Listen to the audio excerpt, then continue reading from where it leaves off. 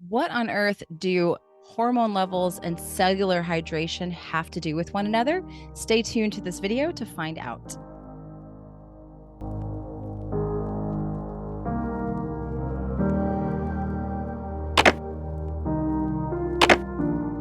Welcome back. My name is Sarah. This is the Sarah Kleiner Wellness YouTube channel. And today I am with my friend Carrie Bennett again to talk about cellular hydration. Now, this conversation is relevant to you for your health, period. We are specifically talking about hormones and hormone balance, but this whole entire conversation is absolutely relevant to you if you are looking to improve your health in any way, shape, or form. And on this YouTube channel and on my podcast, I've brought on doctors such as Dr. Gerald Pollack. I have done extensive talks with the guys from Anna Lemma. I've had a lot of conversations about water here on this channel, and I want to continue those because as you're going to understand from this live stream, this is a live stream Carrie and I did over on Instagram, you're going to understand, hopefully, the importance of cellular hydration. And that is not just the water that you are drinking at all by any means. It is the integrity in which your cells can hold on to the water that is inside of your body, called easy water. So we are going to try to break this down. Now, Carrie can be over my head sometimes. I try to bring the information down to earth a little bit more for those of you who listen to her and you're like, what did she just say? So hopefully I'm able to do that in this interview. Also want to let you guys know her and I are running a fertility course that is open. There's a link down in the show notes, and all of my courses, which absolutely address cellular hydration, are on sale. I'm going to run the sale through January the 4th using code end of year, all one word. And that's going to be down in the show notes for you as well. So I really hope that you enjoy this. I do have one sponsor of today's episode. That is going to be Viva Rays. Now we're going to talk about circadian rhythms in relevance to the cellular hydration. My go-to source for blue blockers is Viva Rays. Absolutely love their blue blockers. And I just created a guide to using blue blockers for free. That's also going to be down in the show notes for you guys. So check that out. And my code to save 15% over at Viva Rays on their circadian glasses is Yogi in all caps. So I know that was a lot, and you're eager probably to listen to this chat I did with my friend Carrie Bennett. So let's go ahead and jump on into that. Thank you so much for being here. Hello, everybody. Happy Friday. I'm down here in my office. Was hoping to do this outside, but the lawn people showed up. So I'd prefer not to do a live stream with a bunch of leaf blowers in the background. So I'm down here in my office with the window open. I'm gonna wait for Carrie to request to join, but thank you guys so much for being here. And I know Carrie and I are gonna address this when she jumps on. But this conversation, I know, right, Taylor? I'm so over the leaf blowers. The noise pollution is so irritating. So that's why I'm in my office down here. Oh, nope. So Carrie has not asked to join yet. But this conversation is really going to be for everyone. Now, we're definitely going to be talking about hormonal health as it relates to cellular hydration and what exactly is cellular hydration. But something that's really important here is that, this is for your health entirely. And hormones are just one little piece. Hi, everybody who's saying hello and coming on. So yes, this is a conversation for men, for women. That's okay. I thought it was Carrie requesting to join, but it was someone else. No worries. I'm just waiting for Carrie to come on here and request. Oh, there's Carrie. She's here. So this conversation, I talk about hormone health and fertility aspect, but if your cells are dehydrated, which I think is just a major, major problem for most people in this day and age, then your health is going to suffer. Hi, Carrie. So good to see you. Sarah. Good to see you too. How are you today? I'm good. I was just telling everyone I'm down in my office because the leaf blower crew just showed up. They always do that to you, don't they? I was outside. I've been working outside all morning. It's been amazing. And then right before the live stream, when I'm trying to explain to people how important sunlight is to your water system in your body, I have to come inside. But, It's all good. You do what you got to do, right? Exactly. But yeah, I'm so excited to talk to you about this. And before you came on camera, I was basically telling anybody who's tuning in, this conversation about cellular hydration, we're going to talk about it in regards of hormone health, but it really is important to your overall health, regardless of your hormonal, your age. You know, some people are like, does this apply to me in menopause? Does this apply to me as a man? I'm like, it applies to everyone. If you are a human being and have a heartbeat, it applies to everyone, right? 100%. You're exactly right about that. Yeah. Yeah. And maybe we could talk about that a little bit of like why, and then we can dive into the hormone aspect for people. Sure. Yeah. I mean, okay, so let's break this down at a very basic level to start off with and then work up from there. So first off, I think we've all heard this, right? The human body has tons of water in it. Anywhere between 60 to 70%, that we have more water in us when we're babies, that we get less and less water as we age, and that it's important to be hydrated in order to have optimal health. Like, those are things that I think no one would disagree with, and things that we've commonly been taught and we've heard. But what a lot of people don't understand is that it's not necessarily about the water that we drink, about the amount of water we're consuming that determines our hydration status. It's actually about the water that's made inside of our cells, which happens in our mitochondria. And so that's why I really harp on understanding what mitochondria are, how they can help us make water, what they respond to, what creates dysfunction in them, what optimizes them. Every client, no matter whether they're looking for hormone balance, trying to work on autoimmune conditions, neurodegeneration, you name it, they all need to understand mitochondrial health, because the mitochondria make the water inside of our cells. And it's this water inside of our cells that has very special properties that then allow it to provide way more than just like this sloshing bag of fluid that I think we assume when we think of water inside of the cell. Right. And I think that's the conversation people get so confused. They're like, okay, but what kind of water do I need to drink? And I'm like, yes, we can talk about that. But honestly, you can drink all the perfect water that you want to drink. But if you're doing things that are dehydrating you on a cellular level, it's only going to help so much. And you're not going to see the health improvements that you want. And so when we talk about something like hormone health, we really have to work on why are you losing so much water, right? Like, how is this happening, and how does that affect your egg quality, your fertility, these types of things? So maybe we can even dive into that a little bit. Yeah, sure. Okay, so we'll put it at this, right? Mitochondria make that water for us. But what that water does and what that water is, and I did an extensive post, and I know you did, Sarah, also yesterday on this topic, is that water actually structures and organizes itself. And I want you people to stick with me on this. Water in its bond angles and the way it arranges itself in bonded clusters and things like that, like H2O can link up with other H2Os and form what are called antennae. The most basic water molecule, just H2O, it's actually a dipole antenna. Look up what a dipole antenna, literally an antenna that is made to receive and transmit like information, just like we would do with our radio antenna, right? Or if we can actually remember back in the day, like I remember my dad asking me to go adjust the antenna on top of my TV, right? You know, and we would change it with a manual dial. And so it's like my job was to change the dial and then adjust that antenna and the angles of the antenna to pick up the station more clearly. That's what the water does inside of us. It actually receives tons of information for us, and then that information actually can dictate a lot of functions in our body. So when you understand that your water is a receiver of information, and that we're literally bathing ourselves in a sea of invisible information, there has to be something in our bodies that's able to receive that information for us. It's not our physical senses, right? My eyes only see less than 1% of the electromagnetic frequencies in my environment.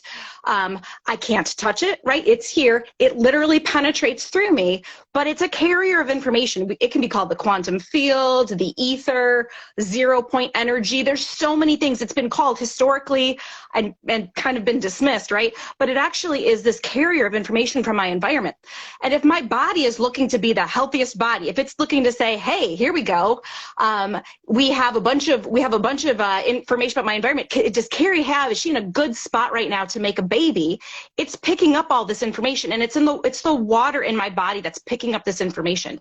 And so the ability of my cells to stay hydrated is really key in terms of being a good receiver of this information. And then the second step becomes, what information am I providing my body? Like, what is this electromagnetic soup that I'm exposing myself to? Is it full of information that's telling my body, oh yeah, Carrie's in a very safe space right now to make a baby, no threat, no harm, she's really all is copacetic, this would be a good time? Or is it like threatening? Is this information confusing? Is it threatening? My water is perceiving all of that information. And it actually goes beyond that, because as my water picks up this information, it can do things like change the shape of protein structures. So sounds in the environment have actually been shown to organize and optimize the arrangement of things like receptors and proteins. All of these, like we hear a lot about hormone docking and things, all receptors require a very specific shape. And so the water, they wouldn't maintain their appropriate shape without the water. So this water is just like so cool, so amazing. I mean, let's go into it even more if you want to, but we have to recognize that this is such a key topic to overall health, and no one is talking about it right now, or very few people. Yeah, and we're not talking about necessarily things that you're putting in your body. That's what I really want people to understand. We're not talking about even nutrition, which there definitely is a nutrition piece that can help you with hydration, and you don't want to be drinking a ton of coffee and things that are there's definitely a piece of that, but that's not really where we're trying to go with this conversation, right? Is like the inputs, drinking the clean mineral spring structured water. That's important, and having the good nutrition, that's important. But what we're really trying to talk about is, what kind of things are we doing in our daily lives that are causing our cells to lose water, right? What are we doing that is causing chaos in the body? And so how does that affect our health, right? Absolutely. Okay, so there's some very interesting information out there. There's research on sonoacoustics, and there's research on like these membrane receptors. A lot of this research is being done, and I'm learning about it through a researcher named John Stewart Reed. He is the one who is really applying sound to water. And when you apply sound to water, you create geometries. It's called cymatics. And if you actually want to go on Instagram right now, you can look up cymatics. And what you're going to see is different frequencies being applied to like literally like a little bowl of water. The frequency vibrates the water, and the water organizes itself. And so that's what the water in our bodies is always trying to do. It's always trying to organize itself based on the frequency. And so if I give myself really chaotic frequencies, it's going to create like no organization or the wrong organization. And if the water organizes itself in the wrong way, you create the wrong shaped proteins, the wrong structures. You can actually change DNA expression, because DNA is surrounded by this shell of water, and it's a shell of water that gives DNA its shape. And someone actually talked about vortexing, asked a question about vortexing earlier. We're not talking even about the water that you drink as it being vortex, but if you actually look at water when it's vortexed, it creates a double helix. It creates the shape of DNA. And so you have to recognize that this water even can dictate, it creates a recognition sequence. It's called a hydration fingerprint for where the DNA needs to be expressed. So if I know all this, then Sarah, I'd have to ask myself, okay, is my workstation in front of a Wi-Fi router? Am I always listening to coworkers who are complaining about their life? Do I, am I ever in nature? Do I ever hear natural running water? This ties way back to things like feng shui, like where you recognize that running water in a space can be so healing. We now know that there's these mechanisms behind it, right? This has been known for a long time. So first off, I have to ask myself, like, what am I experiencing in my environment? Am I experiencing really foreign or harmful frequencies, energies that could be impacting my gene expression, impacting the water in my body, impacting the protein structure in my body? Or even if I'm in those situations, do I know enough about it to take myself out into nature and listen to healing frequencies? Let's say bird song, running water, the leaves being blown in the trees. Do I need to put on some good quality music? Do I need to surround myself with positive thinking, positive people that are going to influence influence my water in a way that we never think about or never talk about. And this has direct implications then to the functioning of the receptors on the tops of my cells, or on the surface of my cells, to how those cells are going to then receive and transmit that information intracellularly. It's pretty wild when you think about it. Yeah, and I think it's one of those things that people hear and they're like, no, that's too simple to actually work, and I think when you start talking about non-native EMFs, a lot of people, their eyes glaze over, or they kind of don't want to hear it because they do rely on their devices and technology so much. And I was one of those people, I've talked about it several times when I was on my fertility journey and I met Corey. I talked with Corey, Dr. Gazzini, for the first time, and he was like, you're not really going to be able to get pregnant unless you stop wearing those AirPods all the time. And I was like, that's crap. That's so stupid. But then I started learning from you, learning from Dr. Cruz, understanding light magnetism in water, and understanding that when I was exposing my body to the AirPods, right? Exposing my body to all the cell phone usage, that I was literally causing cellular dehydration, right? And we're not talking about electrolytes. We're not talking about that stuff. That's a whole other conversation.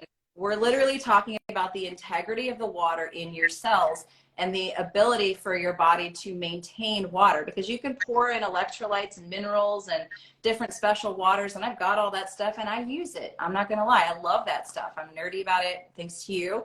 But if you are not, like you said, if you're not connecting with nature, if you're surrounding your body with non-native EMF, you're actually dehydrating yourself on a cellular level. And it was Dr. Gerald Pollack, talking to him and understanding that, when he exposed water to Wi-Fi, he saw a 15 to 20% decrease in that water. So that's what happens to the water inside of our bodies when we're constantly exposed to these frequencies, is that we lose 15 to 20% of our cellular water. And then on a basic level, because you do a great job of like talking about the science, and sometimes I'm like, wait, I don't know if anybody else understood that. So I can tone it down. When you're cellularly dehydrated, chaos, inflammation, hormonal imbalance. There's even links to cancer and cellular hydration. There's so many different links to this water inside of our body and our health. And that's the conversation I wanted to have today, because I think a lot of people just they don't understand that. They just think, what powders can I drink? What can I do?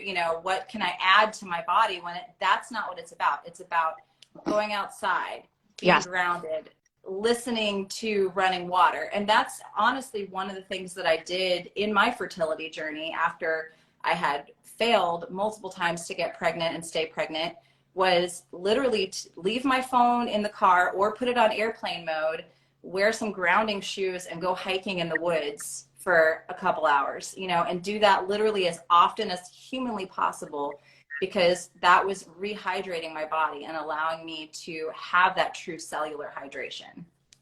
Absolutely. It was rehydrating your body. It was restoring your mitochondria. And as the Lady McQueen puts so nicely here, is that cells need coherence. They need not like non-chaotic information. And exactly right in terms of when this concept of entrainment, right? This entrainment of the tuning forks.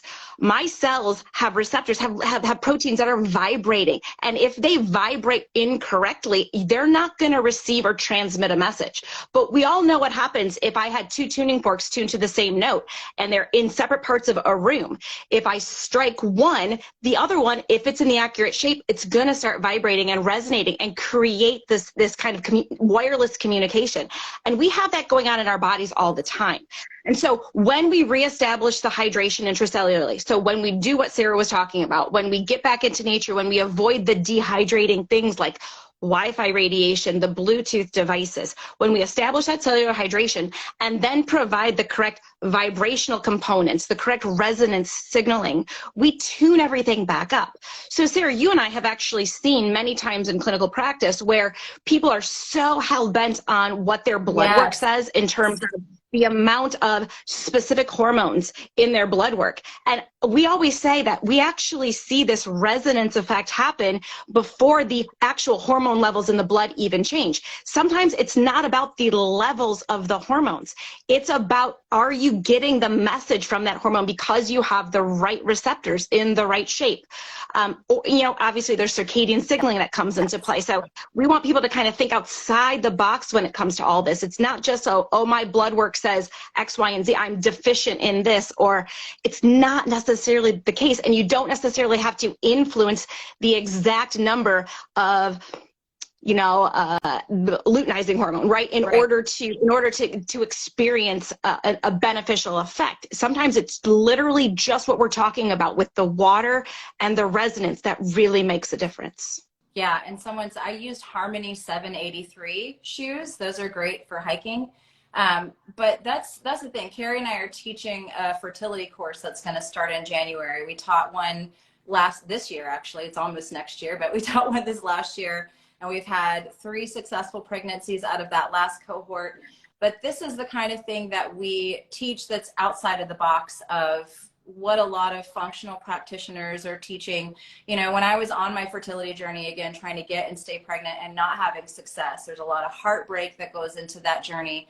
It's very hard, and you're going through testing constantly and spending thousands and thousands of dollars on testing. I wish I could have that money back because it never helped me, and this is what I tell people, even when they do like a simple course of mine, maybe like my 21-day course.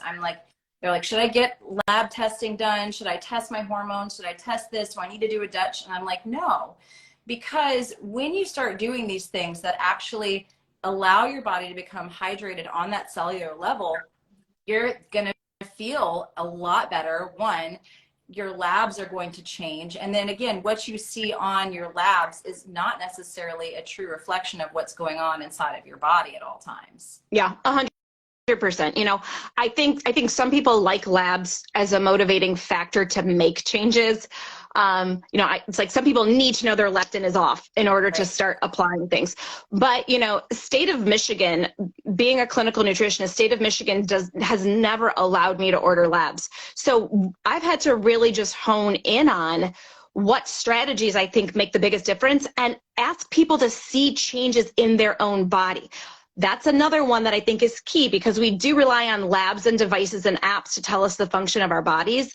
And we don't necessarily sit with ourselves and say, what is my energy? Is it changing? Do I wake up with less fatigue? How's my pain? Where is my inflammation if I were to think of it to be? And so I really think that labs are okay, but you're exactly right. What we're doing, most of it's free, frankly, and it doesn't require tracking labs. Track how your body feels and responds. Does your cycle re-regulate itself to 28 days? Has it always been 34, 32, and now all of a sudden it's 28? I can tell you, my cycle for the first time in years was 30 days, right, as opposed to 28 days, which doesn't seem like necessarily a big change, but I am consistently 28 days on the dot. And I know what caused it. I traveled to Hawaii. I was exposed to massive amounts of non-native EMF on multiple airplane rides, right? So I recognized what the stressors were. I corrected it. And as soon as I corrected it and I went back to kind of living in touch with the light, the nature, all of that stuff, 28 days again. So we have to recognize that we have to just kind of be with our bodies and understand. I wouldn't need a test to tell me that. Right. I saw that my period was off. I recognized what the stressor was. I doubled down on my nature and my light and my circadian biology, and my body responded. Yeah. And I think a lot of people, they've been kind of so taught. That's what I was just taught to think like, if I want to get pregnant, if I want to have healthy fertility, I need to run all these tests. I need to know all these hormone levels. And I had all that information and it didn't help me at all. And it was like, once I started working with you, with Corey, getting trained in understanding circadian biology and quantum biology and really diving into it, I was like, man, again, I wish I could have all that money back that I spent with the testing. And I actually felt better than I had ever felt, and it helped with so many other things. Like, yes, help with the fertility, getting pregnant, but also helped me with severe depression, helped me with my energy levels, helped me sleep through the night when I hadn't done that in years. And so there's so many things, again, that understanding this whole cellular hydration thing is absolutely vital. Even if you're not trying to get pregnant, you know, how's your sleep? Yeah. A lot of people, you ask them, how's your sleep? And it's like, that's when the floodgates really open, when people are really, really telling you how awful they're doing, right? Absolutely. So yeah, sleep is another very interesting thing to track. And so again, you know, is it interesting? Did I use the Oura Ring for a little while to kind of see what was that? That was, yeah, I did. Of course I did, on airplane mode, but yeah, I did.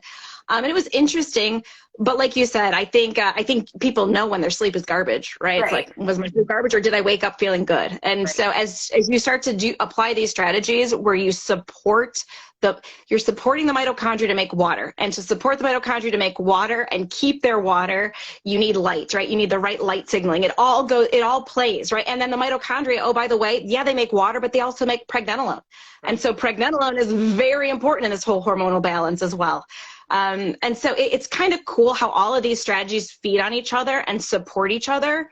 And yeah, I don't know. I want everyone to apply this information and just see how their bodies feel, because I just think it's the coolest stuff. Yeah, again, and it really seems like it's too simple to be true. But having gone through all of the functional testing, all the doctors, and then going through IVF and then that not working, you know, and then just saying like, oh, you know what, screw it, I'm going to really go all in with this light water and magnetism thing.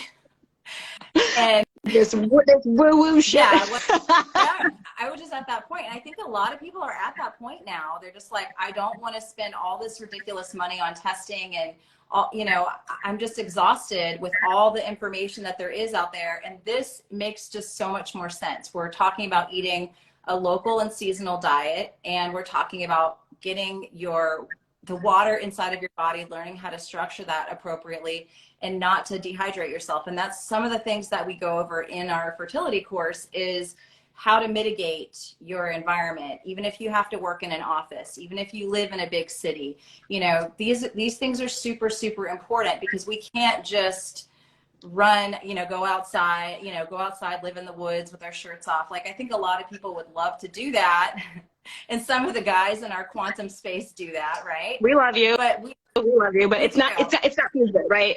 3 kids, husband, you know, it's not feasible for me to do that. So we want to try to help work with people in terms of their ability to still, like Sarah and I, we have to use electronics, but the way we use electronics matters. How often we use electronics, what does the screen tone look like, what's my distance and my proximity to these electronics. All these things actually matter. A cell phone, actually, let's put it this way, AirPods in your ear, directly in your ear, doesn't get much more impactful in terms of the amount of chaos and radiation and dehydrating effect that you could get. You take that AirPod that still is emitting that same amount of radiation. Now, it wouldn't be functional to you anymore, but you set it an arm's length away, and you take out your little EMF reader, which, you know, Sarah and I have, and we've used, and we can teach people if they're interested how to use it. You'll notice that all of a sudden the amount of radiation exposure drops drastically. And so our goal is to work with people to say, oh, well, maybe your Apple Watch isn't serving you. Maybe you need to, or maybe you should take that your cell phone and put it on a dongle that lets you plug hardcore or hardwire into the internet, right? Things like that. And so that you can still be a part of society if you want to be, and but also get the benefit of these sorts of things, because they matter. And it's cool because these little things, when you stack them on each other, they start to add up and make a really big impact. Yeah, I agree. I totally agree. Yeah, and circadian rhythms is a part of cellular hydration, believe it or not. You know, you've got your blue blockers on, and if our bodies don't know what time of day it is and what point of the year that we're in, that's another way that we can cause that cellular dehydration, correct? Yeah. Absolutely. We absolutely can. Anytime we confuse our mitochondria, basically, or create some sort of a damaging effect to them, you're going to create some form of cellular dehydration. And so blue light, especially blue light at the wrong times, right? Which would be when we are not supposed to have it, especially at night, that artificial blue light at night. can be very detrimental to the mitochondria in terms of their ability to flow electrons appropriately and make that water, make ATP. And also, believe it or not, that blue at night's a signal to create excessive extra hormones, which is not a time when we would be. So that's a whole other area of hormone imbalance and that can be addressed with these circadian strategies. Absolutely, yeah. And that nighttime is just the most important thing for anybody that's working on their health, for them to allow themselves to sleep and get that deep repair. You know, a lot of people talk about fasting and autophagy and all these things. If you're not getting enough melatonin in the body at night, if that's not happening, then you're not running through those deep repair processes. And so that's the first thing that I think a lot of people notice when they start implementing the stuff with circadian rhythms, and just maybe even learning how to use blue blockers correctly and how to mitigate their environment properly. They're going to notice better sleep right away, I think. And that is so, so important for fertility, so important for your overall health, for preventing cancer, for obesity, diabetes, all these different things. But it's overlooked, right? Because there's no test for it. There's no blood test. There's no, you know, there's no test for it. So there's no money to be made. But honestly, it could make such a huge difference for people if they try these little strategies, right? Absolutely. And like, I don't think you or I would ever say things like sauna or appropriate fasting when someone's body's in the right state. Those have an impact. Yes. You know, but like in light of something like autophagy, yes, it could. Do those things stimulate autophagy? They do. But does melatonin ultimately turn on autophagy in the cells where it needs to be? Yes. So like, yeah, you're totally missing out on at least some of the benefits if you're not getting appropriate sleep. And you get appropriate sleep based on your pineal gland recognizing when darkness hits.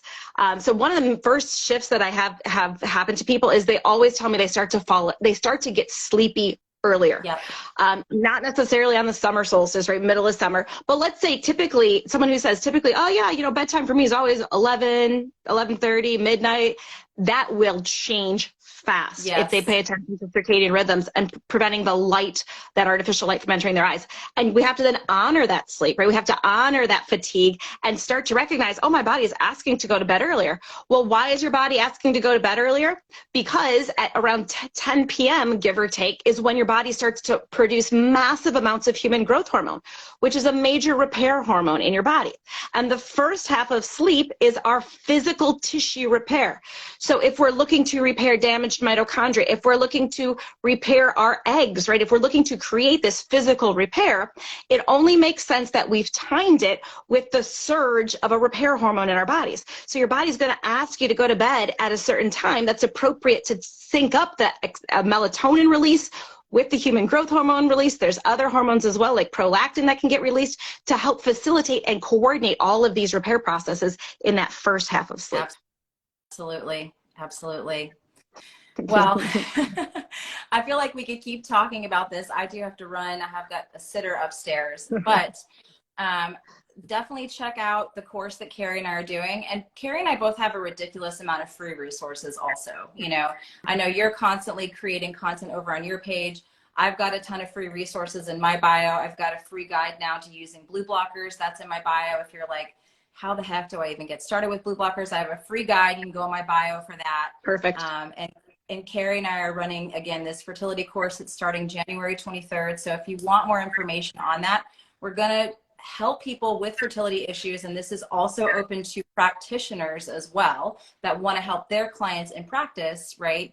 We're going to help you understand these different topics, and then again, how to apply them, that a lot of practitioners are not talking about. And I think that we need to get the message out about the importance of circadian rhythms, cellular hydration, deuterium management, all this stuff. We're going to really, really dive deep into that in the course.